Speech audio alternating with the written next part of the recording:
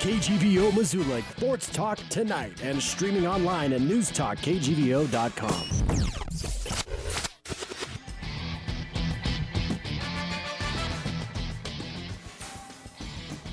Every once in a while, the sports information director kidnaps one of the hosts of this show because he really loves to be on the radio at all times. So that's where Scott Guernsey is.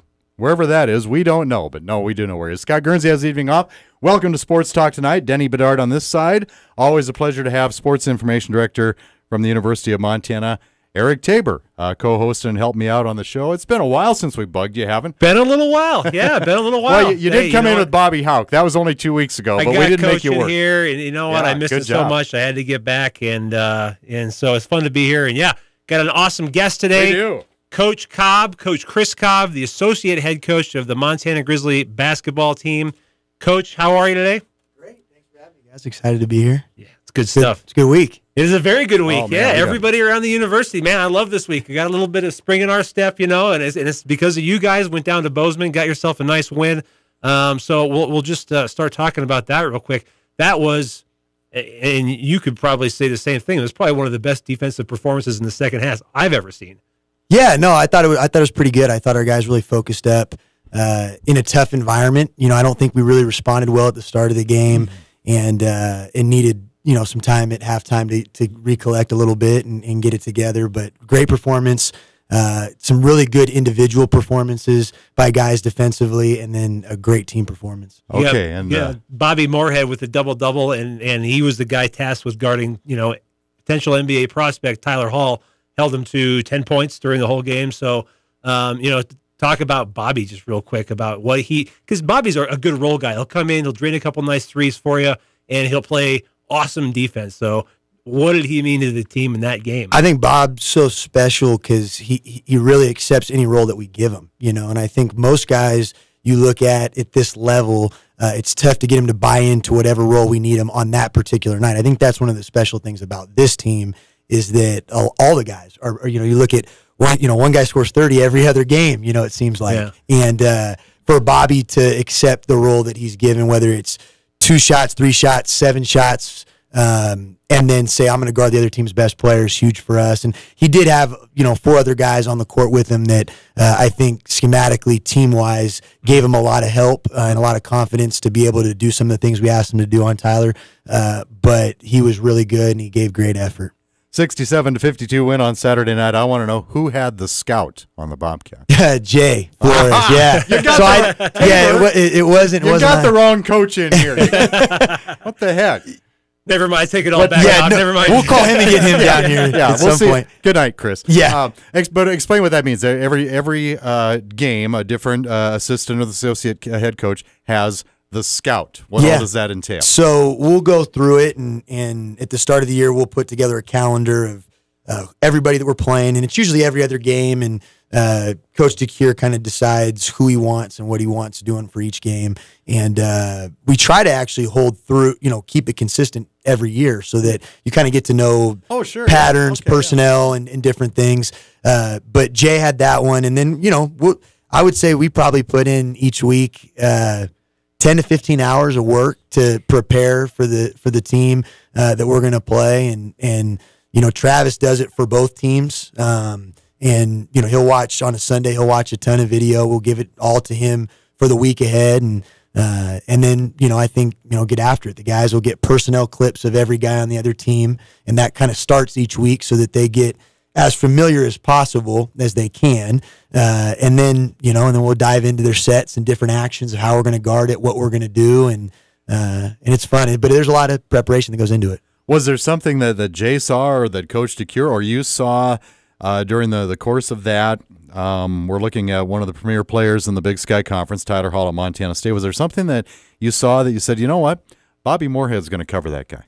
I think you look at the length. I think that helps. It's hard. You can't really guard him, right? He's going to get his shots off, and I think that the fact that he only got 9 off, I think, right? 3 for 9 is a testament to how good of a job Bobby did. But I think that when you look at his length, Tyler Hall's 6'6", his release point's high, his shot's high, he gets good lift off the floor. So if you put someone else on him that maybe doesn't have that length, it's hard to contest those shots. I think Bobby does a good job of staying attached to his guy and be able to get a hand up so that all those shots are tough shots. And Bobby did a great job, sticking to that assignment. Going into the game, I thought just like you said, I knew Tyler was going to get his shots. He was going to get some points, whether that was 10, 20, 30, whatever. He scores the ball, and he's pretty good at it. I thought the wild card was going to be Harold Frey.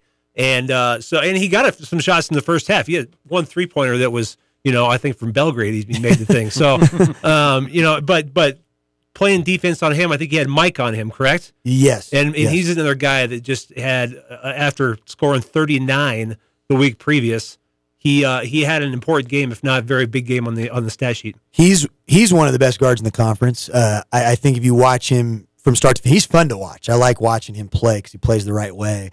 In the first half, he got loose for some things that we didn't do a good job with. I thought our transition defense was really poor. I don't think we sprint back and got locked in. And I thought one of the big adjustments really was just being tougher at halftime, but then make them play against a set defense. And what I mean by that is get back so that they have to attack us in half-court defense rather than in transition. I thought Frey got a few easy buckets to get himself going in transition. And then Ahmad, I thought, did a really, really good job on him in the second half. We adjusted some of our matchups based off foul trouble and whatnot. Timmy Falls has come in and given us a huge spark, guarding whoever we need him to guard. So the guys all, for the most part, all those guards on the wings have done a really good job, whoever we ask him to guard. Mike Ogine, and just one more thing on him. I mean, 39 points against Portland State. That is, and I guess looking at the big picture, first of all, your team is a team that's 7-0 in conference play. Third time in school history that's happened, I believe. So that's a rare feat, and I think the crux of all that was getting that win at Portland State. And Mike's 39 in that game was just an unbelievable thing to watch. And correct me if I'm wrong, but he's the kind of guy that can just explode like that in the game. Yeah, absolutely. I think the nice thing is that we feel like we've got probably 3 guys that can explode on that level, which is really tough because most teams have 1 or 2. We feel like we got 3. And, I think what's nice is that on any given night they can get going, and we haven't really seen a night yet where all 3 have gotten going at the same time, which would be really nice to see at some point. But Mike was phenomenal that day, and picked us up huge. Yeah, but with your bench and how deep you're able to go, Chris, it doesn't seem like you've ever been in a situation where you really needed all 3 guys to go off. You're obviously talking about Jamar Coe down low, and then as well as Ahmad Rory and Mike Ogine, but I don't know. You guys can go pretty deep, and those premier players don't have to be in there for 40 minutes. Yeah, and I think like I said earlier, the nice thing about this group is that they accept what is asked of them on that given night. I think every team is going to come in with something different. They're going to say, okay, I'm going to take you away. I'm going to take this away. Sure. Well, if that's the case, like you saw Northern Colorado really took away the guards. They took away the 3-point line. They really pressured out. They made everything tough, and they played one-on-one with Jamar, and Jamar got off. And so I think that's the beauty of this group is Fab and Bobby and all these guys are okay with whatever comes to them that night. And really winning is the single most important thing to them, and that's why we've been able to get on such a good run here. The second half of the Big Sky Conference season is always really interesting to me because you've seen it pretty much everybody.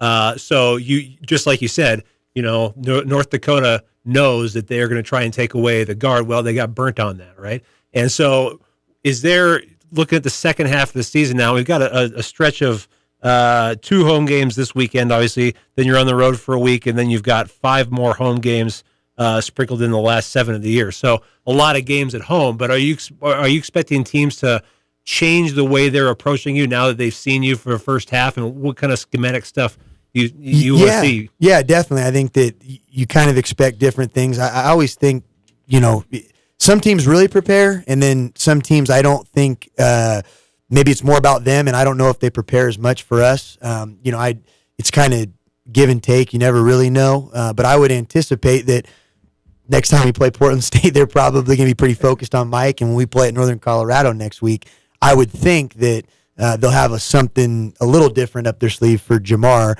And then the unique thing about this schedule is that, now we play Weber and Idaho and Idaho State and Eastern at the end of the year, right. Which will be kind of a unique thing that I don't think really ever done before. No, I don't think they've done it that way either. Yeah, and so, you're going to play Weber State and Idaho State the last week of the year. and haven't played them all year, which is kind of fun to be honest, because you kind of get into a rut where, it's you play them and then, you get someone again right away. And it's nice from a scout standpoint. We talked about what we do scouting wise. It's nice because a lot of stuff is fresh in guys' memory banks, and they're able to, figure out what we're trying to do without having to do much prep. But for those games, it'll be really like playing them one time and be like a playoff game. I think one of the most entertaining things to watch about this team, Montana basketball has obviously had some good scoring teams in the past, and we've obviously had some pretty good defensive players, but this team defensively is fun to watch. They're fun to watch on offense too, but I can't remember a team as a whole when they play defense. There's a lot of unpredictable things that could happen. You guys are very disruptive, very athletic, and fun to watch. So take all the credit you want for being the defensive guy. I'm none of that. We all do a really good job of that. But we worked hard in the off season to change our defense and change what we wanted to be about. Part of that was the guys that we brought in recruiting wise. We wanted to match, what the strengths of our team were, what the strength of our roster was, with what we were doing offensively and defensively. And then we went to Costa Rica in the summer for, a week, and you get extra practices. You get 10 extra practices with that trip, and we used that all for defense. And it wasn't good at first. It wasn't pretty, and there's a lot of habits you have to break. And not only do you have to break habits of freshmen or new guys that come in, but you got to break old habits of guys that have been on the roster for a few years. So it's good to see us playing well, but the biggest adjustment is how hard the guys are playing and the energy that they're playing with. Well, and they're feeding off each other, and I think that's pretty obvious to anybody who's seen the team play all year long, has been in all the games. And, like that Portland State game, the UC Irvine game, I think guys just started feeding off each other, and these are big games where I think that the team is kind of just gelling that much more, which really makes this, second half of the season really exciting, look really appealing, Yeah, no, absolutely. And I think part of it too is that once you see something work and once you have some success with something, you start believing it, and you start getting some confidence and I think, feeling really good about it. I think we now have a little bit of an identity as a defensive team, and like, hey, you know what? If we need to get a stop, we can get a stop. And you look at some of those early games, I think more so we did a pretty good job defending teams. It was lulls at times that we were struggling to score and shoot the ball, and part of that is we hadn't really gotten a good feel, I think, for what each guy did and what each guy's strength was. Jamar really coming on. You talked about like that Irvine Riverside time frame. He really got going at Georgia State, and then that's really carried us through. Well, I think another thing you've done a good job of too is a lot of time when you talk about defense and having true freshmen on your roster, and we've talked to Shannon Schwain about this, how you get some of the premier recruits from the state of Montana or wherever to come in. They know how to dribble and shoot because they didn't have to play defense when they were in high school. It's funny you say that. I think Taylor Goligoski made that comment. Oh, yeah, defense. But she used the example of her true freshman, Sophia Stiles, is a really good defensive player, and I think that you've got a couple of those on your team that are obviously used to being the premier scorer, the prolific guy on their high school team. Well, they come in and they've got to be good defenders, and to me it looks like they're doing a great job of that. Yeah, no, these young guys, you pick, a couple of the freshmen out in particular. Right, talking about Carl and Timmy. And what's funny for those guys is, they were good scorers. They did a lot in high school. But I think the biggest, how can you get on the court and impact a college basketball game right away? And if you want to do it right away, what can you do right away, right? And there's going to be things that they struggle with. They're not ready to do in a Division I college basketball game on the offensive end, but they're blessed with athletic ability, some size, some energy that can help them get away with things on defense. And so that's one thing that, we always talk about. What can you do if you don't make a shot that helps us win a basketball game? And those two guys have found a way to help us do that. I feel the description, the best description I've come up with for Timmy is that he's bouncy. You know what I mean? And like he really has got that fast twitch muscle fiber. You know what I mean? Yeah. And so you see him just kind of moving. He's never not moving. He's kind of like a golden retriever in that sort of way. You know what I mean? Yeah. But he's really bouncing. He's got great. He's probably got a 35-inch vertical, something like that. He's got a huge vertical. But having him come off the bench, how is that? Him and Carl and some of their depth you've got this year too. Even guys like Admir who don't get a lot of minutes, but provide a lot of size off the bench that the teams never really had in the past. Just talking about those young guys, what does that do for you this season as compared to last season? It's huge. I mean, I think, Timmy, you look at when we really started to play well, there's a couple things that changed, and a couple guys that I think took on bigger roles and really stepped up for us. Is Jamar really started scoring the ball, and that took a lot of pressure off everybody else that we were having the first 5, 6, 7 games. Right. And then when Timmy comes off the bench and can really guard 1 through 3 for us and disrupt and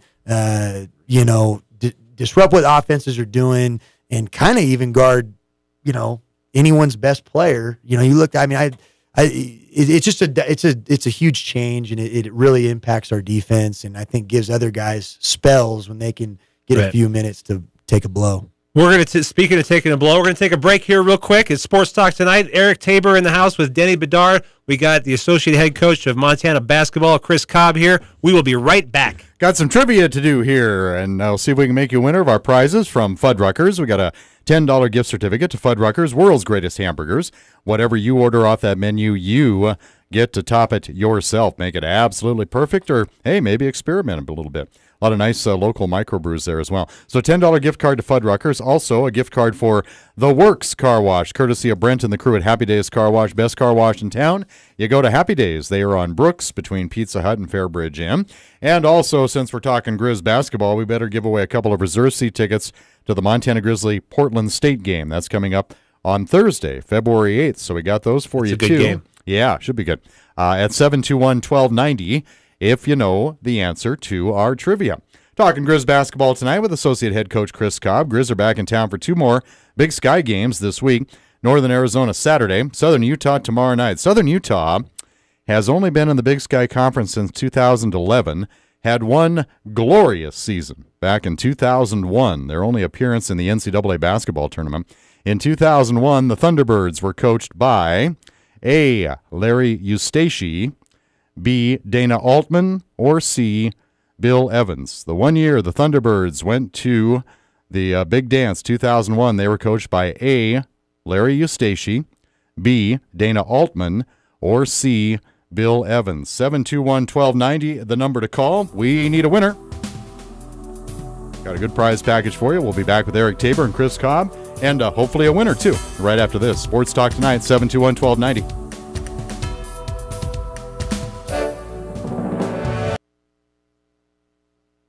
Now back to Missoula's Sports Talk Tonight on KGVO. Missoula Sports. Every second of every day. Welcome back to Sports Talk Tonight. This section of Sports Talk Tonight brought to you by Orange Street Food Farm, locally owned and operated grocery store featuring the freshest fruits and vegetables, fresh meats, and a great beer and wine selection. Orange Street Food Farm. Also brought to you by Grizzly Liquor, located downtown next to the Iron Horse. Big Sky, big selection, and online at grizzlyliquor.com. Sports Talk Tonight also brought to you by the Ranch Club, golf, dining, entertainment, events, and the incredible pool. Visit them online at theranchclub.com, located off Mullen Road. Beautiful. That right there, the voice of Eric Tabor, Sports Information Director, University of Montana, filling in for Scott Guernsey this evening. Our contestant on the telephone for trivia is Kevin Howard of Missoula. How are you tonight, Kevin?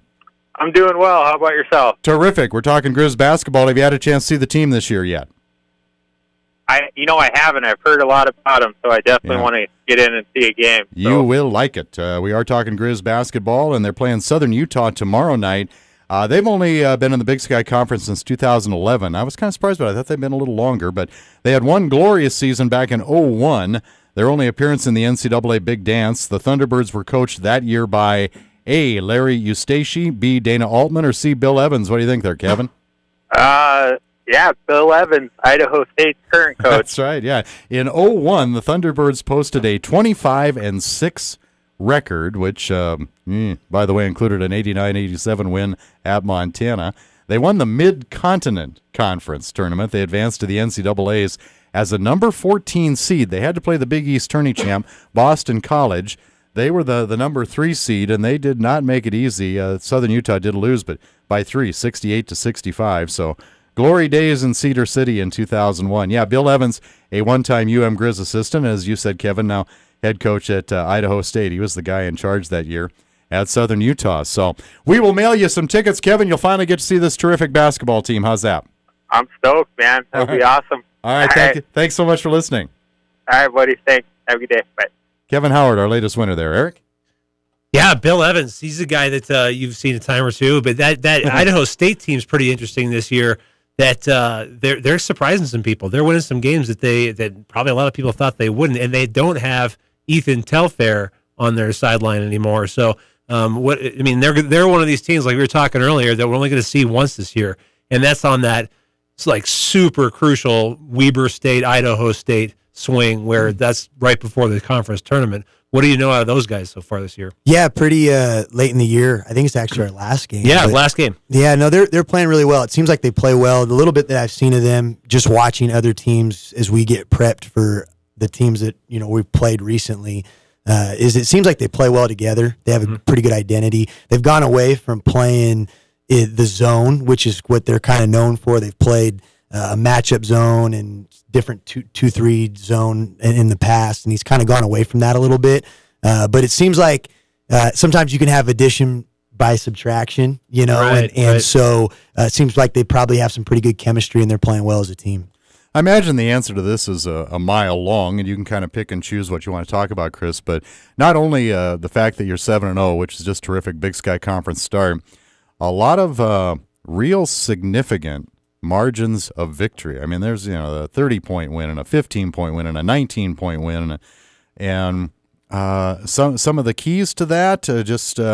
The other teams have lousy scouts, or what's been doing? Yeah. What else? A lot of different things are working, but what are some of the things that you just feel like, man, this ain't broke, we ain't gonna fix it? Yeah, I think it's a credit to our guys. Just initially at the start of the year, we talk a little bit off the air about maturity level, and I think we've gotten more mature as the year's gone on, and I don't think we've taken our foot off the gas pedal. We're still searching for the perfect game, right? You're trying to play 40 minutes, and that's been the goal from day one, and we're not going to compromise regardless of score. And I thought it really started at Southern Utah the last time, where you saw, that was one of the 30-pointers. Yeah, we jumped up and really said, you know what, we're going to keep playing, and we're going to play every possession like it's tied or like we're down, and really just worry about us. And I think we've tried to do that, and it's worked out, and the guys have seen that, right? Yeah. So you once you get that feeling, you don't want it to go away. Well, and I got to believe they're buying in. It's one thing for coaches to tell their players over and over, you ain't done nothing yet. You got to stay hungry. You got to stay desperate. You've got to play like this is the final game ever. It's one thing to say it, but it seems like you're getting the point across. They just never, like you say, they do not take possessions off. Yeah, that's the biggest trick, I think, of coaching is how do you keep them motivated? How do you during good times, during bad times? Sure. How do you today yesterday we started classes, right? So now that's another challenge that we deal with, and how do you handle success? And I think Coach DeCure's done a really good job, especially this week, leaving a week where it was really emotional at Montana State, where we played well in the second half and we're undefeated and all that. And I thought he showed up on Monday and was really, really good, really, really dialed in and made sure the guys were focused and committed to this week. What's that conversation like with the guys when you come off the big rivalry win, right? But Monday it's got to get back to work. Most of those conversations are unedited. You guys can't hear those. Get the beat button going. Yeah, no, he's really good. I think you can always tell. There's times where the guys need to be loose and the guys need a hug and we need to joke and have a loose practice. And then there's days where they got to see the intensity from us to understand that, hey, they're not playing around, And I think this is a week that is tough. It's a tough week. And I think some people would look at it and say, oh, well, how's it a tough week? Well, we're 7-0. We just beat, a rival in a rival game at their place in a hostile environment. We just beat both these teams that we've played this week by 20 and 30. And it's very easy to have a letdown, And so I think our biggest challenge this week isn't about scout. It isn't about what the other team's going to do. It's how can we be the best us that we can be, and how can we be mentally focused all week in practice and then let that lead into tomorrow night. So in the tail end of the season here, I want to look back at the beginning of the season real quick. The Big Sky, as we get ready for Reno, the Big Sky before the conference started looked like a really tough conference. And I think it is. I think the level of play over the last couple of years, I don't think the Big Sky was hugely competitive last year, but I think this year it's probably the best overall that I've seen in the entire league. You got Idaho, you got teams like Eastern beating Stanford, Weber's getting good wins, like there's a lot of great non-conference wins. Portland State, another non-conference, for sure. Run. It's probably the best that in the non-conference that the Big Sky's done since we've been here, since I've been here with Trav for the 4 years. And you look across the board, there's a lot of teams that have some pretty good wins. I think the margin of difference in college basketball in general is shrinking from the top to the bottom and, or to the mid-majors, I guess you should say. Even look at, when Carroll and different schools come in. College basketball in general is so good because there's not huge rosters, right? Football, baseball, you see huge rosters across the board. I mean, really good high school basketball players go play Division III basketball, go play at Carroll College. I mean, you watch it. I mean, I see it all the time. So you got to have respect for whoever you're going to play that on that given night. But the Big Sky's been really, really good. And I think the parity is as good as it's been, and that's, I think, why our guys probably are so focused, game in, game out, because they know if you don't bring it, you're not going to win that night.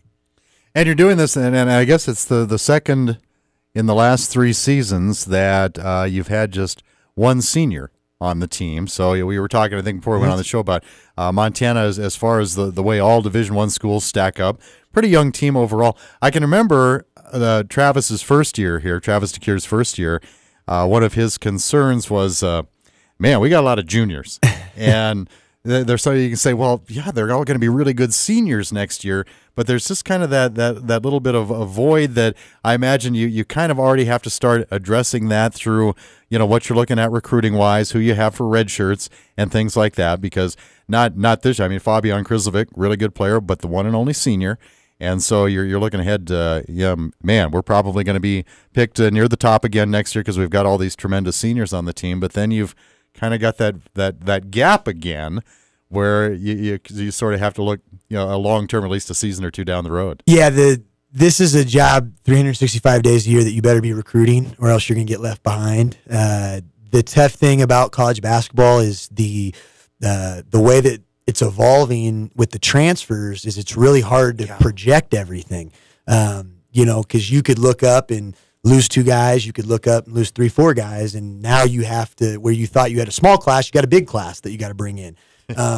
So I think that it's our job to always know who the next guy is and know who's out there and have a list of guys ready to go that can impact the team. But then you look at, as you forecast that we've got 4 juniors, maybe 5, depending on what happens with Donovan Dorsey and how that all shakes out, that's a big year that we've got to be ahead of it. And so we've been doing, a lot more than we typically would with a junior, trying to get ahead of that curve. There's 2 questions in that I want to circle back to. We're going to take a quick break here on Sports Talk Tonight. We've got Associate Head Coach Chris Cobb for the Grizz basketball team in here. We'll be right back after this break.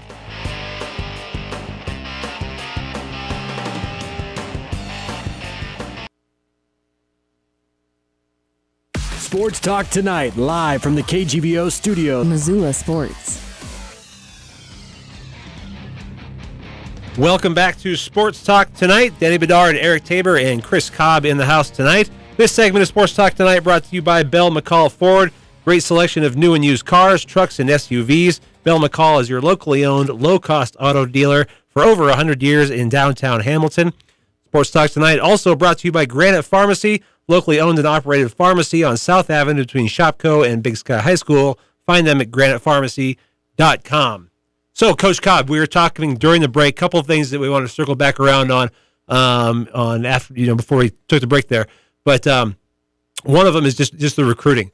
And I know that, Coach Shakira likes to build those relationships. And he likes to recruit kids for a long time. And, when I was working closely with the basketball team, Timmy Falls was probably a sophomore when you guys first started looking at him. Yeah. And wow. So that's you're looking at like 2019, 2018 kids right now. But how important to you guys is that getting in on kind of the ground floor, because the whole world of recruiting is changing because of the whole transfer thing? Yeah, absolutely. I think the biggest thing first and foremost is knowing who we need to be on. And I think identifying early on in the process and really from our main target areas. And that's really established kind of where we're from. We've done a good job in California. We've done a good job in Washington, Oregon, and West Coast, in large part because that's where we're all from. That's where the staff is from. With a kid like Timmy Falls, it's actually kind of funny how it works. But Jay Flores, one of our assistants, was an assistant in a Division II school in the Bay Area.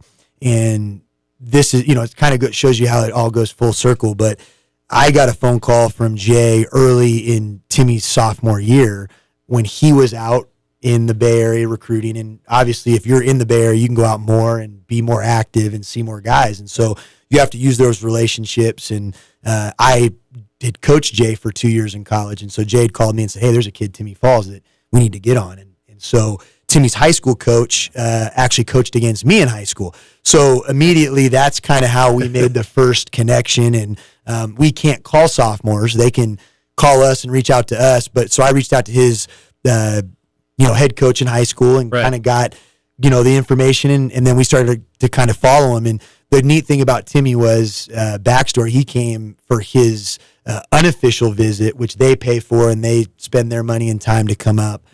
He came for the North Dakota State football game.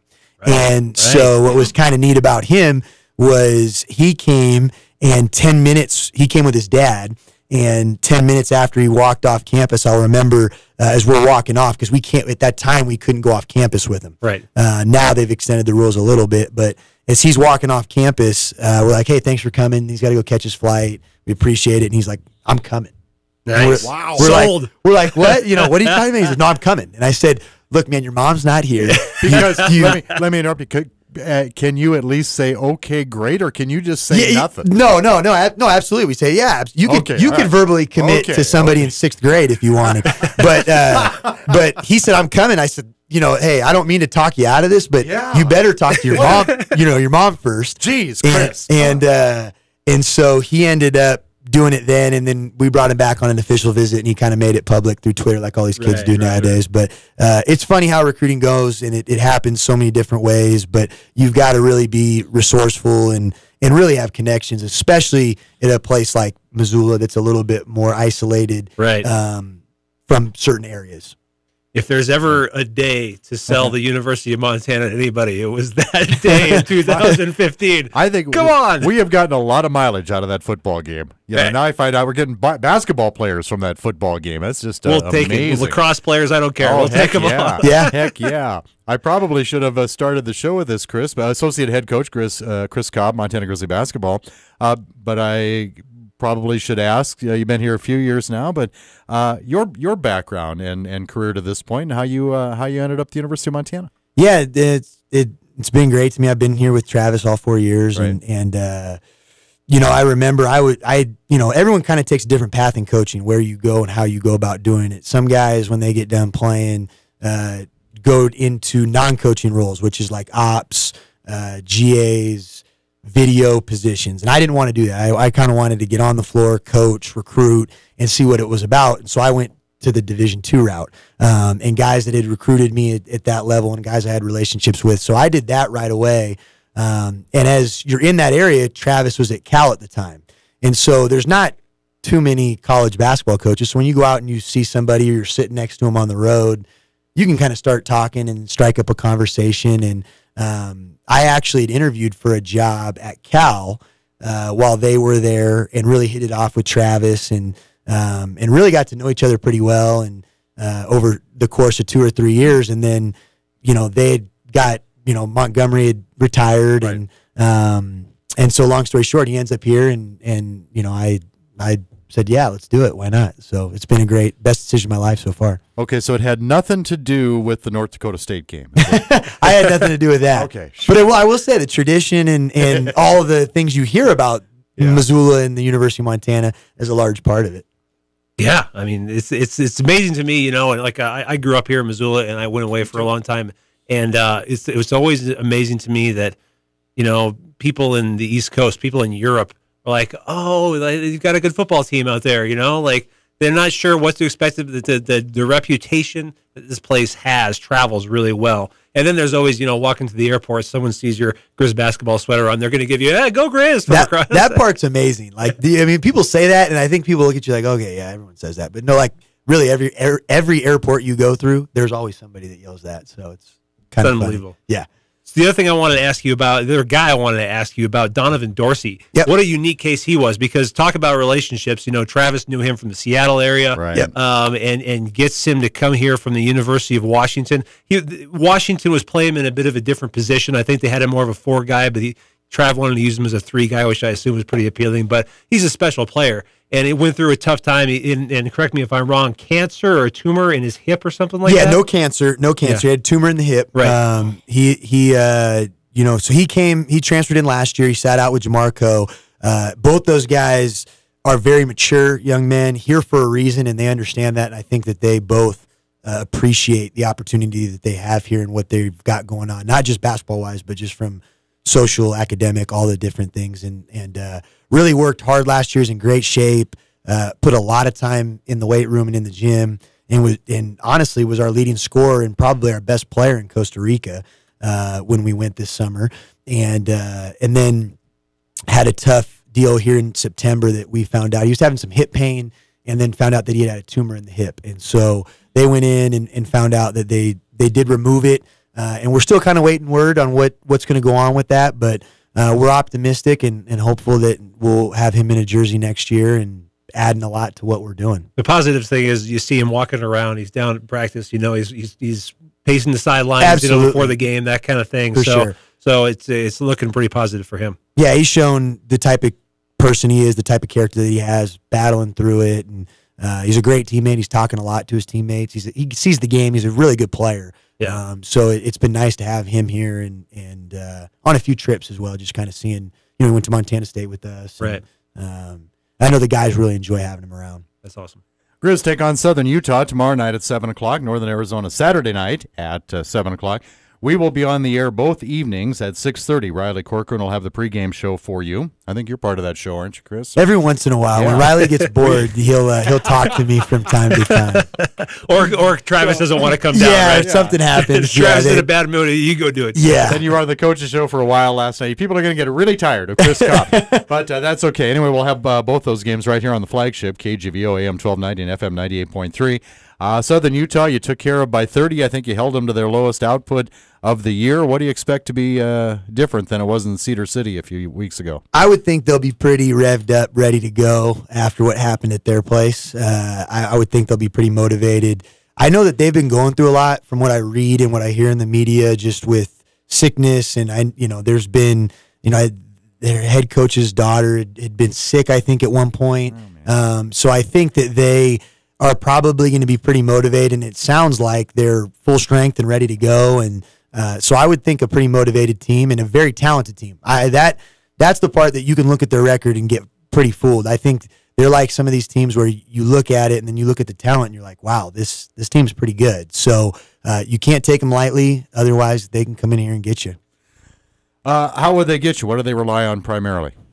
I think that they've got some really good three-point shooters. They shoot the ball well from the perimeter, and then they've got good posts down low. I don't think they're overly athletic at the guard spot, and I don't know defensively if they have a true identity of something that they hang their hat on. It seems like they kind of change defenses frequently, but I think they have a lot of firepower to be able to score. You saw that, I think it's 56-51 against Michigan State with 10 minutes to go in the game. They've been very competitive throughout the year in a lot of games. So the game that we beat them at home was their first home loss of the year.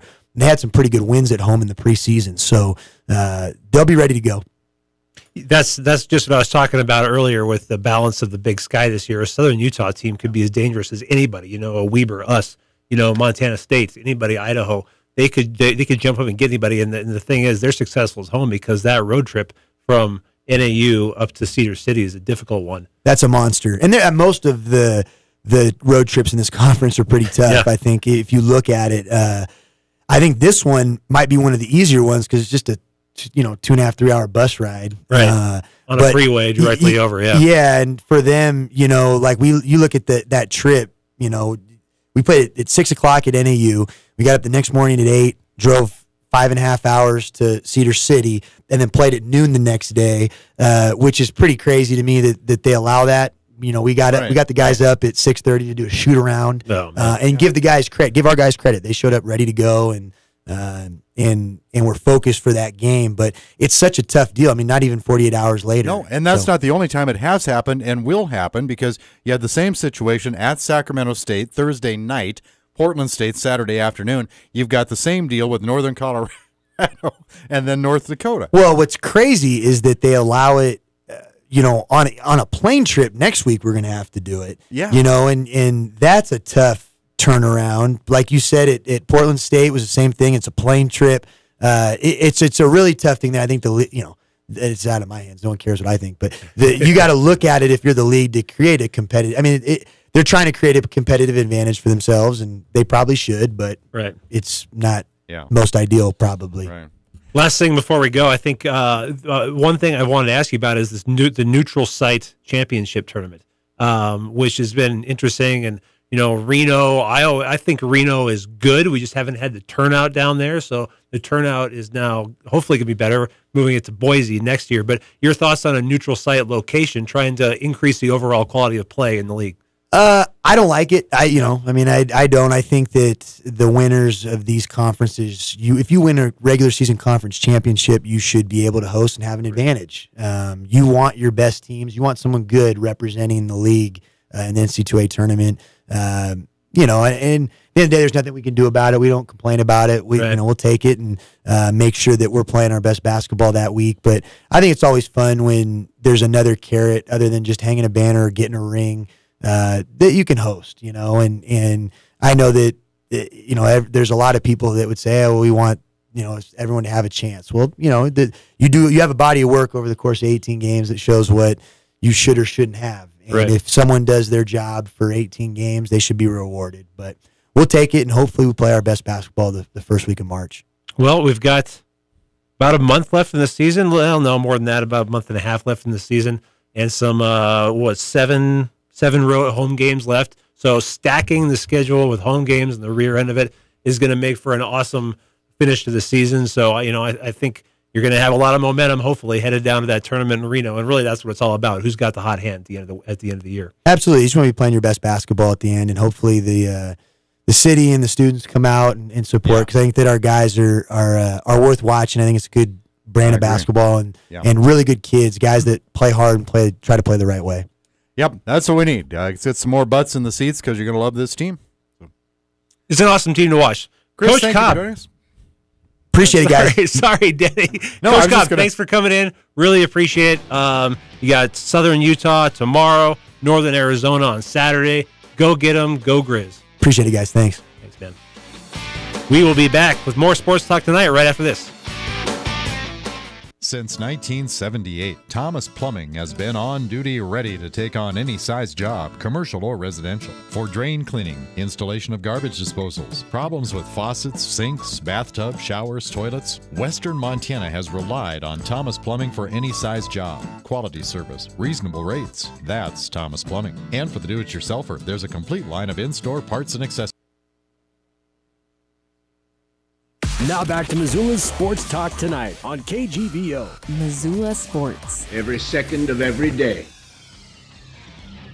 Welcome back to Sports Talk tonight. This segment of Sports Talk tonight brought to you by the Peak Health and Wellness Center, with 3 premier facilities in Missoula and a dedicated staff to help you achieve and maintain your health and wellness goals.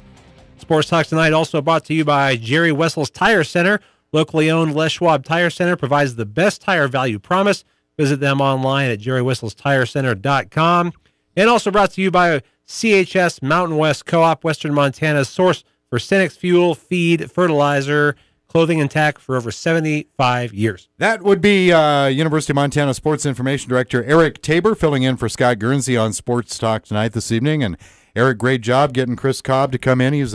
He is a really good interview. I like talking to Chris. Yeah, he's a great guy to talk to, and there's a reason that Travis DeCure has Cobb fill in on these radio things when he's not available, because he's a personal guy. Great interview, and hey, they got a winning team. They're doing really good right now. Yeah, if you have not seen this Grizzly team play, and you're any smidgen of a Grizzly basketball fan, you got to come out and watch these guys play. good possibility. Don't want to jinx it, but given the way they've been playing, I mean, they're in kind of rarefied air now at 7-0, but there is a pretty good chance they could be 9-0 by the time this weekend's over, and that really speaks to the quality of this team. Hold on. Hear that? Yes, sir. Knocking on yes, wood. Sir. I'm knocking on wood right now. Okay. Man, I hope I didn't jinx nothing there. Eric Tabor has prepared a special double steal of the week. Guernsey will be so jealous if he gets wind of this. It's brought to you by True North Steel, Western Montana's industry leader in quality, manufactured, and fabricated steel products. Eric, your double steal of the week. Well, there's two steals going on. They're not really related, but they're both football steals.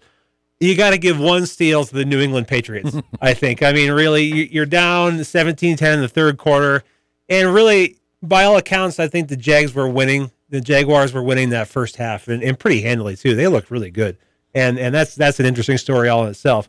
But never count out Tom Brady and the Patriots, and it pains me to say that because I'm a Giants fan.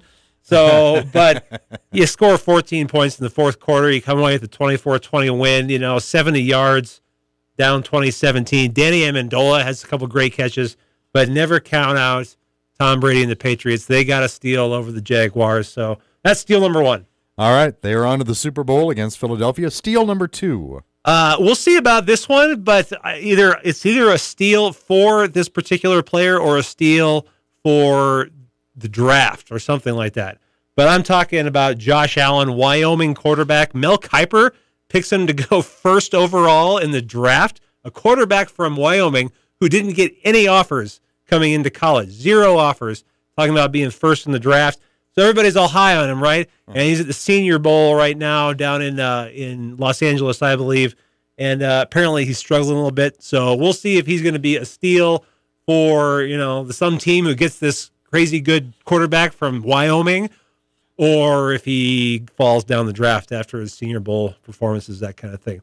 But we'll see what happens in the draft. All right, well, let's stay with football. Let's get a little closer to home. University of Montana Grizzly football. A couple things. I imagine you've been busy keeping new head coach Bobby Hauck busy, for one thing. He's a very busy man. Yeah, yes. and another signing day coming up. We've got, the signing day. What we had before was the early signing period, right? So I think there's the coaches got a good handful of their prospective class in, but there's still a lot more going to come together on this signing day. This is the official signing day, and this is the one where we have all the sort of traditional events where we're going to have the press conference at the university, and Coach Hauck will talk about the class, all that kind of thing. Quarterback club will get together and have a lunch, and then Coach Hauck and the staff, they all head up to Kalispell annually. This is always done in Kalispell, right? Always done in Kalispell. Yeah. New thing this year. Going to stop off in Polson. Oh, very good. The Mission Valley GSA is going to have a little meet and greet for Coach Hauck there. Stop off there, shake some hands in Polson, and then head up to Kalispell for the annual signing day extravaganza. So it's a big day. It's a very long day. I'm in the office about 4 a.m. that day. Me and Justin Green waiting for faxes to come in. Right. But it's a fun day, and I like the way they've split this up, the NCAA now, with an early signing period, because, you've got, we had, 12, I think, guys that were ready to sign on the dotted line in December, and they've got that out of the way. We've got those guys signed up. Now the coaches are out filling in more gaps. I mean, I can't talk about them, but no, you can't talk about them. There's guys that are, you see it in the media, there's guys giving their verbals every day. Yeah, it's I know it's one of those things that you do not talk about or you do not really comment on, but in some respects, kind of like the early signing period, I guess it's a little bit of you know, but you don't know until it's official, at least with some of your recruits or prospects. But then there's always a few names that jump up that, didn't know about that one, and sounds like a pretty exciting player.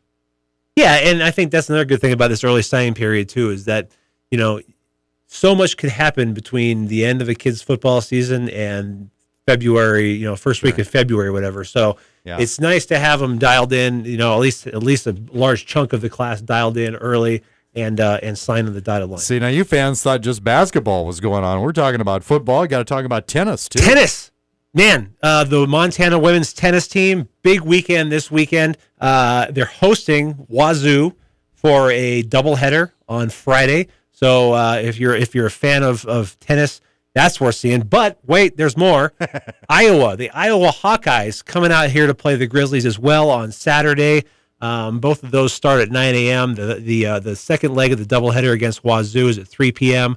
And then on Sunday, Wazoo and Iowa are going to play a match. So it's kind of cool carrot to get because, like Coach Cobb said, Missoula's a little bit isolated out here, Sure. and to get the Iowa Hawkeyes to come to Missoula, you kind of got to offer them a little bit of something. So a nice way to get great preseason tennis for everybody, for Montana, for Iowa, for Washington State. That's a great opportunity to get rolling because this is Montana's first outing of the season, and the men get underway on February 9th. Well, and I guess in our final minute here, before I let you go, we've been talking about this sport and that sport, kind of talking about all sports to wrap it up here. You put out a press release today about University of Montana Hall of Fame nominees. Yeah, so if you think that a former Montana Grizzly team, player, coach, whatever, that should be a Hall of Famer, we're accepting nominations now. So all the information's on gogrizz.com. You've got your opportunity to put out the good word for someone you think should be a Hall of Famer. And I was looking at the Hall of Fame list today, and there's so many names that you're like, man, he should be on there. I know, or she should be on there, or whatever. I didn't get a chance to look at it real close, but I was kind of thinking the same thing when I was going down some of those names, going, okay, that name makes sense. Where's this name? Thanks so much for filling in for Gerns, Eric. My pleasure. Great to be here. Great to have you. We'll see you next Wednesday on Sports Talk Tonight.